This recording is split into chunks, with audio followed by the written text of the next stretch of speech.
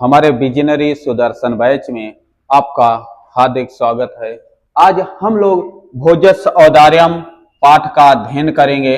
भोजस औदार्यम नामक पाठ का अध्ययन करते हैं हम लोग। भोजस औदार्यम महाराज भोज की उदारता। भोजस माने भोज की, महाराज भोज की, औदार्यम माने उदारता। तो यहाँ 4 श्लोक जो दिए गए हैं, यही 4 श्लोक पूछे जाने की संभावना है। तो आज हम लोग चारों श्लोक का अच्छी तरह से व्याख्या पढ़ेंगे। तो इसके पहले कहा जा रहा है कि तथा कदाचित द्वारपाल आगत महाराजम भोजम प्राह। तथा इसके बाद कदाचित कोई द्वारपाल आगत आकर, इसके बाद कोई द्वारपाल आकर महाराजम भोजम प्राह, महाराज भोज से बोला कि देव, हे देव। इसके बाद कोई द्वारपाल आकर महाराज भोज से बोला, हे देव। कौपिना वेशो विद्वान द्वारि वर्तते। कौपिना वेशो विद्वान, जिसके शरीर पर लंगोटी मात्र शेष बची है, ऐसा कोई विद्वान द्वार पर आया हुआ है। इति, ऐसा बोला।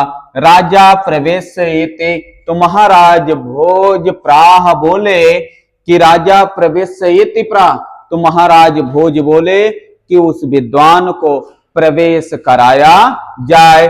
तथा प्रविष्ट सह कवि भोजम अवलोक्य अद्य में दरिद्राय नाशो भविष्यति। मात्वा तुष्टो हर्ष रूपेण हर्ष आसूण मुमोच। तथा प्रविष्ट, तभी प्रवेश होकर, यानी इसके बाद वह प्रवेश होकर, सह कवि भोजम अवलोक्य, वह कवि महाराज भोजम, महाराज भोज को देखकर, अद्य में दरिद्राय नाशो भविष्यति, आज मेरी दरिद्रता नष्ट हो जाएगी, आज मेरी गरीबी नष्ट हो जाएगी। मात्वा, ऐसा मानकर, तुष्टो हर्ष आश्रुण मुमोच, संतुष्ट होकर खुशी के आंसू गिराने लगा।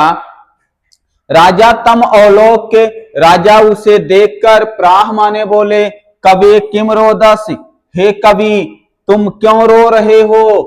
तथा कविराह, राजन, तब उस कवि ने कहा, हे राजन, हे स्वामी, अकर्ण मदगृह स्थितम, सुनो मेरे घर की स्थिति, मेरे घर की स्थिति सुनो।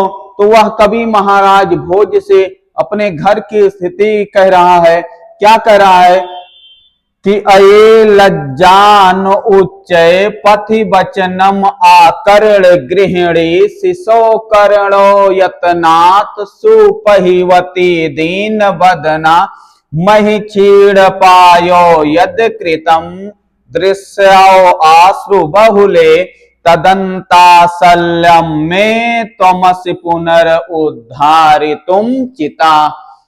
अये लज्जान उच्चय पथि, पथि माने मार्ग, पथि माने मार्ग पर, और उच्चय माने तीव्र गति से बुलाया गया कि लज्जा, लज्जान माने लावा, आओ, अये आओ, लावा ले लो। मार्ग पर जोर से बुलाया गया कि आओ लावा ले लो।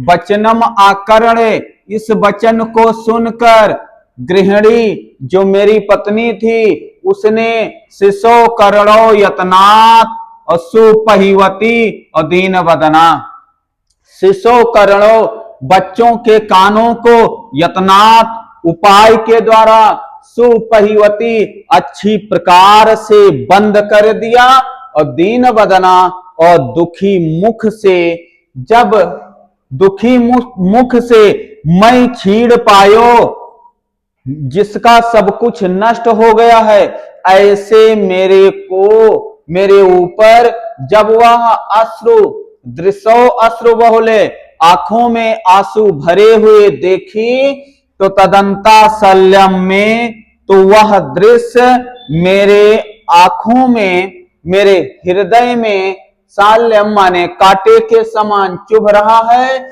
और तुम यसी उद्धारितुम चिता, जिसका उद्धार, जिसका निवारण आप ही कर सकते हैं। तो अर्थ देखना कि मार्ग में जोर से पुकारा गया, मार्ग में जोर से पुकारा गया कि आओ लावा ले लो। इस वचन को सुनकर मेरी पत्नी ने बच्चों के कानों को अच्छी प्रकार से बंद कर दिया, और दुखी मुख से, जिसका सब कुछ नष्ट हो गया है, ऐसे मुझ पर जब उसने आंखों में आंसू भरे हुए दृष्टि डाली, तो वह दृश्य मेरे हृदय में कांटे के समान चुभ रहा है, जिसका निवारण, जिसका उद्धार आप ही कर सकते हैं। अब हम लोग चलते हैं आगे। अगला पैराग्राफ हमारा है कि राजा शिव इत उदीरयन प्रत्येक अक्षरम लक्ष्यम दत्वा प्राह त्वरितम गच्छ गेहम। राजा शिव, राजा ने कहा कल्याण हो, कल्याण हो। इति उदीरयन, ऐसा उच्चारण करते हुए, प्रत्येक अक्षरम, प्रत्येक अक्षर पर, लक्ष्यम दत्वा, लाखों रुपए देकर, प्राह माने बोला, त्वरितम गच्छ गेहम, तुरंत घर जाओ, त्वद गृहिणी खिन्ना वर्तते, तुम्हारी पत्नी, त्वद माने तुम्हारी, गृहिणी माने पत्नी, और खिन्ना माने दुखी, तुम्हारी पत्नी दुखी होगी, तुम्हारी पत्नी दुखी होगी। अन्यदा भोजा श्री महेश्वरम नमतो शिवालयम आगच्छत। इसके बाद महाराज भोज जी भगवान शंकर को नमन करने के लिए, भगवान शंकर की वंदना करने के लिए शिवालय गए, भगवान शंकर के मंदिर में गए। तदा कोपि ब्राह्मणा, तभी कोई ब्राह्मण, राजनम शिव सानिध्य प्राह, राजा से शिव के समीप यानी शिवालय के समीप प्राह बोला, देव, हे देव, बोला हे देव, गिरजया अर्धम दानो बैरिणा, अर्धम दानो बैरिणा, गिरजया अर्धम शिवस्त्रिहितम, देवस्थम जगती तले पुरहर आभावै समुलसति, गंगा सागर अंबरम, शशिकला नागाधिपा क्षमातलम, सर्वज्ञ तत्व ईश्वर त्वम गतम, और त्वाम माम तो भिक्षाटनम।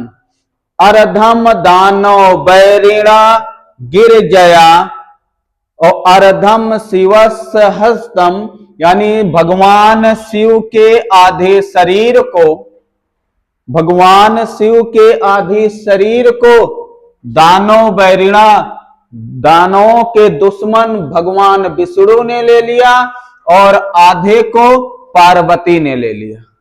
तो भगवान शिव के आधे शरीर को दानवों के दुश्मन भगवान विष्णु ने ले लिया, और आधे को पार्वती ने ले लिया। तो जगती तले पुरहरा भावे, तो इस संसार में भगवान शंकर का, हर माने शंकर, अभावे माने अभाव हो गया, तो इस संसार में भगवान शंकर का अभाव हो जाने के कारण देवस्थान यानी जो देवों के देव महादेव थे, भगवान शंकर का अभाव हो जाने के कारण गंगा सागरम समुलसति, गंगा सागर में मिल गई, और शशिकला, शशिकला गंगा सागरम और शशिकला अंबरम। अब फिर से समझना कि देवों के देव भगवान शंकर का इस संसार में अभाव हो जाने के कारण गंगा सागर में मिल गई, शशिकला अंबरम, यानी शशिकला माने भगवान चंद्रमा जो थे वह अंबरम आकाश में चले गए, और नागाधिपा क्षमातलम, और शेष नाग जी पाताल में चले गए, और सर्वज्ञ तत्व अधीश्वरम त्वम गतम, जो भगवान शंकर में सर्वज्ञता वाला तत्व था, ईश्वरता वाला तत्व था, वो तुम्हारे अंदर चला गया। और माम तो भिक्षाटनम, और जो भगवान शंकर के अंदर भिक्षापन वाला तत्व था वह मेरे अंदर चला आया। इस प्रकार से हम लोग पूरा अर्थ देख लिए। एक बार अर्थ समझने का प्रयास करते हैं कि भगवान शिव के आधे शरीर को, भगवान शिव के आधे शरीर को दानों के दुश्मन भगवान विष्णु ने ले लिया और आधे को पार्वती ने ले लिया। तो देवों के देव जो महादेव थे, इस संसार में उनका अभाव हो जाने के कारण गंगा सागरम समलसत, गंगा सागर में मिल गई। और शंकर का अभाव हो जाने के कारण शशिकला यानी चंद्रमा जो था वो आकाश में चला गया। और शंकर का अभाव हो जाने के कारण शेषनाग पाताल में चले गए। भगवान शंकर में जो सर्वज्ञता और ईश्वरता वाला जो तत्व था वो तुम्हारे अंदर चला आया, और जो उनके अंदर भिक्षापन वाला तत्व था वह मेरे अंदर चला आया। इस प्रकार से वह विद्वान महाराज भोज से बोला। तो महाराज भोज जब इसे सुने तो राजा तुष्ट तस्मय प्रत्येक अक्षरम लक्षम ददो। तो राजा तुष्टा संतुष्ट होकर तस्मय उसे भी प्रत्येक अक्षरम लक्षम ददो, प्रत्येक अक्षर पर लाखों रुपए दिया। अन्नदा राजा समुपस्थितम सीता प्रा। इसके बाद राजा वहां पर उपस्थित सीता से बोले, देवी प्रभातम वर्णय, हे देवी प्रातः काल का वर्णन करो। इति सीता प्राह, ऐसा सीता से बोले। तो अब सीता यहाँ प्रातः काल का वर्णन कर रही है, कह रही है कि बिरला बिरल अस्थोल तारा, बिरला बिरल अस्थोल तारा, कलाव्यू सज्जना, मनयो मुने सर्वत्रयो प्रसन्नम भूनभा, अपसरति चाधवंतम चित्तस्व त्वम इव दुर्जना, ब्रजति चा निशा क्षिप्रम लक्ष्मीम अनुधावंतिम इव। बिरला बिरल अस्थूल तारा कलाव्यो सज्जना। अस्थूल जो यानी जो मोटे मोटे तारे थे, जो मोटे मोटे तारे थे, जो बड़े बड़े तारे थे, वह आसमान में अत्यधिक विरल हो गए हैं। क्योंकि प्रातः काल का वर्णन हो रहा है, ध्यान रखना कि तारे आसमान में रात में निकलते हैं, और जब प्रातः काल होने लगता है तो तारे धीरे धीरे कम हो जाते हैं। तो सीता कह रही हैं कि जैसे आसमान में तारे बहुत विरल हो गए हैं, बहुत कम हो गए हैं, वैसे कलयुग में सज्जन की संख्या भी बहुत कम हो गई है। तो जैसे आसमान में तारे बहुत कम हो गए हैं, वैसे कलयुग में सज्जनों की संख्या भी बहुत कम हो गई है। मनयो मुने सर्वत्रयो प्रसन्नम भूनभा। जो आकाश है, आकाश आकाश सभी तरफ मुनि के मन की तरफ प्रसन्नता का अनुभव कर रहा है। आकाश चारों तरफ हर जगह हर स्थान पर मुनि के मन की तरह प्रसन्नता का अनुभव कर रहा है। और अपसरत चा धावंतम चित्तम सतयु दुर्जना। और रात्रि उसी प्रकार से बीत रही है, रात्रि उसी प्रकार से दूर हो रही है जैसे दुष्टों के हृदय से सज्जन दूर हो रहे हैं। तो प्रातः काल होने के कारण रात्रि प्रत्येक क्षण उसी प्रकार दूर हो रही है जैसे दुष्टों के हृदय से प्रत्येक क्षण सज्जन दूर हो रहे हैं। और ब्रजत निशाचा क्षिप्रम। और जो रात्रि है वह इस प्रकार से बीत रही है। जो रात्रि है वह उद्यम न करने वाले राजाओं के लक्ष्मी के समान जो है रात्रि शीघ्रता से बीतती हुई जा रही है। अर्थ यहां पे एक बार फिर से समझना कि अपसरति चा धवंतम चित्तम यो दुर्जना। यानी दुष्टों के मन से सज्जन बहुत तीव्र गति से दुष्टों के मन से सज्जन बहुत तीव्र गति से जा रहे हैं, दूर हो रहे हैं। कैसे हो रहे हैं? तो जैसे प्रातः काल होने पर, प्रभात होने पर रात्रि उद्यम न करने वाले राजाओं के समान, उद्यम न करने वाले राजाओं की जैसे लक्ष्मी दूर हो जाती हैं, वैसे प्रातः काल के समय होने के समय रात्रि भी तीव्र गति से बीत रही है।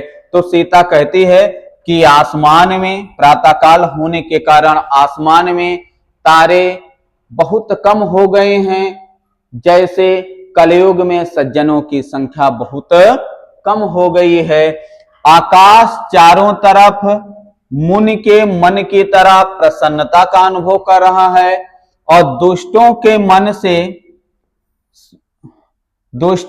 मन से सज्जन बहुत तीव्र गति से दूर हो रहे हैं, हट रहे हैं और उद्यम न करने वाले राजाओं की लक्ष्मी रात्रि के समान शीघ्रता से नष्ट हो रही है।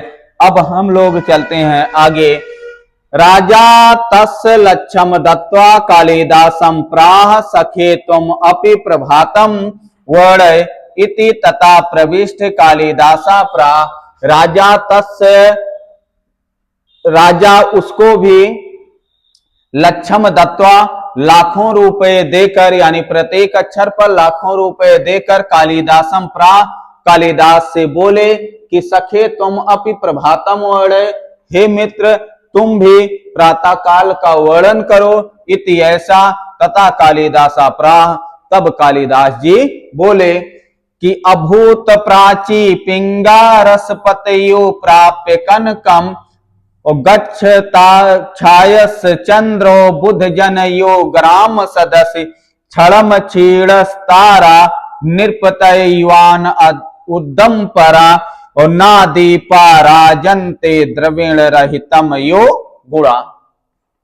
अभूत प्राची पिंगा और रसपतयु प्राप्य कनकम। प्राची माने पूर्व दिशा, प्राची माने पूर्व दिशा और पिंगा माने पीली पड़ गई है, पीली, और अभूत माने हो गई है। तो प्रातः काल के समय पूर्व दिशा भगवान सूर्य रसपतयु, भगवान सूर्य की किरणों को पाकर पीली पड़ गई है, सोने के समान। तो प्रातः काल में पूर्व दिशा भगवान सूर्य की किरणों को पाकर पीली पड़ गई है और गतस छाया चंद्रो, और चंद्रमा की जो छाया है वह इसी प्रकार प्रतीत हो रही है। बुध जनयु ग्राम सदस्य, जैसे बुध, ग्राम सदस्य माने गंवार, जैसे गंवारों के बीच में विद्वानों की शोभा हो जाती है। और क्षरम छीड़ा तारा और निरपतय उद्यम अनुद्यम परा, परिश्रम न करने वाले राजाओं के समान, परिश्रम न करने वाले राजाओं की जैसे लक्ष्मी प्रत्येक क्षण नष्ट होती हैं, वैसे प्रातः काल के समय तारे प्रत्येक क्षण नष्ट हो रहे हैं। और ना दीपा राजन्ते द्रविण रहितम यो गुणा, यानी गुणों से युक्त होकर, जो जैसे दीपक जो है दिन में सुशोभित नहीं होते हैं, वैसे जो है गुणों से रहित व्यक्ति जो है वह कहीं सुशोभित नहीं होता है। तो अर्थ हम लोग देखते हैं कि यहाँ कालिदास जी कहते हैं कि पूर्व दिशा भगवान सूर्य के प्रातःकालीन किरणों को पाकर सोने के समान पीली पड़ गई है। उसी प्रकार जैसे पीली पड़ गई है तो चंद्रमा की छाया इस प्रकार प्रतीत हो रही है जैसे गंवारों के बीच में विद्वानों की शोभा हो जाती है। प्रत्येक क्षण तारे प्रत्येक क्षण नष्ट हो रहे हैं, उद्यम न करने वाले राजा के लक्ष्मी के समान, और दीप गुण से रहित न दीपा राजन्ते, क्योंकि दिन में जैसे दीपक नहीं सुशोभित होता वैसे गुण से रहित व्यक्ति भी सुशोभित नहीं होता है। अब हम लोग चलते हैं अगले पाठ पे। पाठ जातक कथा आज उसको भी पढ़ते हैं।